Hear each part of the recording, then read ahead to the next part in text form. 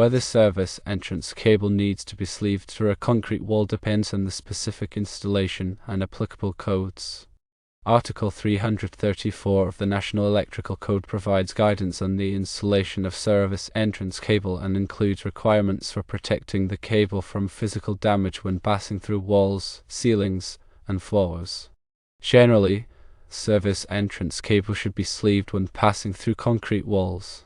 NEC 334.15 B2 requires that service entrance cable installed in a raceway or sleeve be protected from physical damage. NEC 334.15 C1 specifies that service entrance cable passing through a concrete wall or other masonry wall shall be protected by a sleeve at least one trade size larger than the cable diameter.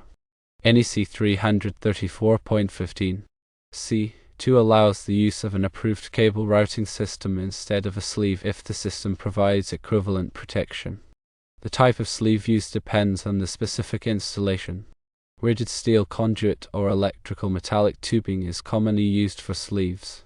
Schedule 40 or Schedule 80 polyvinyl chloride pipe can also be used as sleeves. Approved cable routing systems may include cable trays, cable ladders, or other systems specifically designed for routing cables.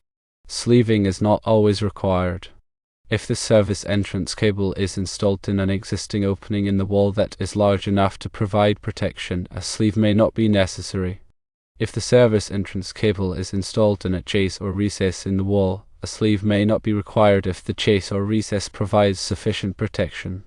It is always best to consult with the local building inspector or qualified electrician to determine the specific requirements for installing service entrance cable through concrete walls in a specific location.